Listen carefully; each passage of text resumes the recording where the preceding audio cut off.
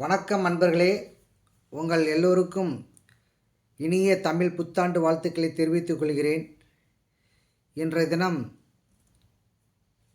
இந்த சித்திரை மாதத்து பலன்கள் துலா ராசிக்கு எப்படி இருக்கும் என்பதை பற்றி இந்த காணொலியில் நம்ம முழுமையாக பார்க்க போகிறோம். பொதுவாக துலா ராசின்னு எடுத்துக்கிட்டிங்கன்னா, துலா ராசியில் வந்து 6ஆம் இடத்துல துலா ராசிக்கு 6ஆம் இடத்துல சுக்கிரன் பகவான், ராகு பகவான், சனி பகவான், புதன் பகவான் எல்லாரும் அமர்ந்திருப்பார்கள் 6ஆம் இடத்துல. 7ஆம் இடத்துல சூரிய பகவானும், 8ஆம் இடத்துல குரு பகவானும், 10ஆம் இடத்துல செவ்வாய் பகவானும், 12ஆம் இடத்துல கேது பகவானும் அமர்ந்திருப்பார்கள். இதுதான் இந்த சித்திரை மாதத்தோட கோச்சார கிரக நிலை. சித்திரை ஒரு 10-15 தேதிக்கு மேலே அதுக்கப்புறம் நமக்கு சில கிரகங்கள் கொஞ்சம் மாறுதல் அடையக்கூடிய வாய்ப்புகள் கண்டிப்பாக இருக்கும். இப்போது இந்த சித்திரை மாதத்திலே துலா ராசிக்கு எப்படி இருக்கும் என்பதை பற்றி முழுமையான காணொலியை நம்ம பார்க்க போகிறோம். இந்த சித்திரை மாதத்தை பொறுத்தவரையில் இந்த துலா ராசிக்கு 6 கிரகங்கள் இப்போ 6ஆம் இடத்துல ராகு பகவான், சனி பகவான், புதன் பகவான், சுக்கிர பகவான் இதெல்லாம் அமர்ந்திருப்பாங்க. மொத்தம் 4 கிரகங்கள் அமர்ந்திருக்கும். சுக்கிரன், ராகு, சனி பகவான், புதன் பகவான். ராசிநாதன் அப்படின்னு எடுத்துக்கிட்டிங்கன்னா, துலா ராசியின் அதிபதியான சுக்கிர பகவான் உச்சமான இடத்துல உச்சம் அடைவார். இதனால் இந்த துலா ராசிக்கு எதையுமே அவங்களுக்கு எடுக்கக்கூடிய காரியங்கள் அனைத்தையுமே அவங்களுக்கு நிச்சயமாக வெற்றி கிட்டும். உத்தியோகத்தில் உள்ளவர்கள் உயர் பதவியெல்லாம் கிடைக்கிறதுக்கான வாய்ப்புகள் இருக்கும். பொதுவாக எதிரிகள்லாம் நிறையா இருந்தாங்கன்னா அவங்களெலாம் சமரசமாக பேசி அவங்கள்ட்ட ஒரு சமாதான நிலை ஏற்படுறதுக்கான வாய்ப்புகள் இருக்கும். ஏன்னு கேட்டிங்கன்னா, இந்த ராசிநாதர் உச்சமாக இருப்பார். சுக்கிரன் 6ஆம் இடத்துல தான் உச்சம் அடைவார், குரு வீட்டில், மீன ராசியில். அதனால் அங்கே இருக்கிறனால இவங்களது மனசெல்லாம் தெளிவாக எடுக்கக்கூடிய நிலை இருக்கும். ஆனால் சனி பகவானும் ராகு பகவானும் கூட இருக்கிறனால சில சின்ன சின்ன பிரச்சனைகள்லாம் அப்போ வந்தாலும் கூட அந்த சுக்கிரன் உச்ச என்ற நிலையில் இருக்கிறனால நிச்சயமாக அதெல்லாம் தவிடு பொழி ஆக்கி அதிலேருந்து அவர்கள் வெற்றி காணக்கூடிய சூழ்நிலை இந்த துளாராசி என்பவர்களுக்கு இருக்கும். புதிய வியாபாரங்கள் செய்கிறதுக்கான வாய்ப்புகளை ஏற்படுத்தி கொடுப்பார் இந்த சித்திரை மாதத்திலே, இந்த கிரக நிலையின் அடிப்படையிலே. பொதுவாக இந்த 6ஆம் இடத்திலே எல்லா 4 கிரகங்கள் அமர்ந்திருக்கும் இந்த சித்திரை மாதத்திலே. சனி பகவானும், ராகு பகவான், சுக்கிர பகவான், புதன் பகவான் நீச்சம் என்ற நிலையில் இருக்கனால சில விஷயங்களை இந்த ராசிக்கு 9க்கும் 12க்கும் உள்ள அதிபதியான புதன் பகவான் அங்கே நீசமாக இருப்பார்.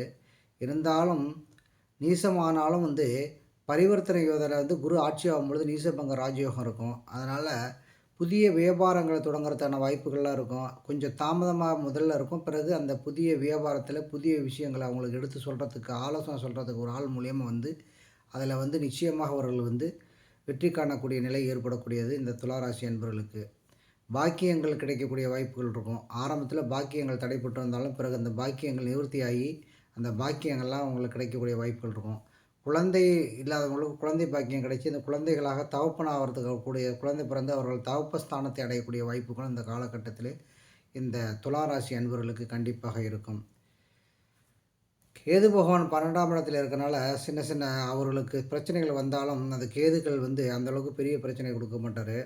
ஞானக்காரகன் என்று சொல்லக்கூடிய கேது பகவான் 12ஆம் இடத்துல புதன் வீட்டில் ஒரு சுபகரங்க வீட்டில் இருக்கிறனால நல்ல விஷயங்களை தான் எடுத்து செய்வார். அது பொதுவாக கேது பகவான் கன்னி ராசி வீட்டிலே இருந்துச்சுன்னா நல்ல பலன் தான் செய்வார். அதனால் இந்த கேது பகவானுடைய அமர்ந்திருக்கும் இடம் நம்ம எந்த தடங்கள் இருந்தாலும் அதெல்லாம் நிவர்த்தியாகி ஒரு ஞானம் மூலியமாக, ஞான சக்தியின் மூலியமாக நமக்கு எல்லா விஷயங்களும் நம்மளுக்கு சீக்கிரம் எடுத்து கொடுக்கக்கூடிய சூழலை ஏற்படுத்தி கொடுப்பார். ஏன்னு கேட்டிங்கன்னா, அந்த கேது பகவான் சுக்கிரன் பார்வையில் இருக்கார், சனி பகவான் பார்வையில் இருக்கார், ராகு பகவான் பார்வையில் இருக்கார். புதன் பார்வையில் இருந்து புதன் ஆட்சி உச்சம் பரிவர்த்தனை ஆகி ஆட்சி உச்சமாகுவார். அதனால் அந்த கேதுக்கு வீடு கொடுத்தவன் ஆட்சி உச்சமாக இருக்கிறனால அந்த புதன் பகவானால் அவர்களுக்கு சொல்லால், வாக்கால் ஒரு இடத்துல வாக்கு கொடுத்தீங்கன்னா அதை நிவர்த்தி பண்ணக்கூடிய சூழ்நிலை இதெல்லாம் ஏற்படக்கூடிய வாய்ப்புகள் கண்டிப்பாக இருக்கும்.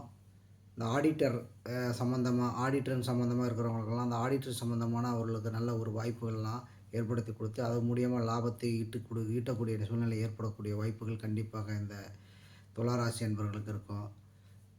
வெளிநாடு போகக்கூடியவர்கள்லாம் இந்த காலகட்டத்திலே முயற்சி செஞ்சீங்கன்னா, கண்டிப்பா அந்த முயற்சியை வந்து நிச்சயமா வெற்றி பெறும். அரசியல்வாதிகள்லாம் வந்து புதிய புதிய அரசியல் கட்சிகள் தொடங்குனாலும், இந்த காலகட்டத்திலே சூரியன் வந்து ராசிய பார்க்கறதுனால, நிச்சயமாக அதில ஒரு முன்னேற்றங்கள் கண்டிப்பா கிடைக்கிறதுக்கான வாய்ப்புகள் இருக்கும்.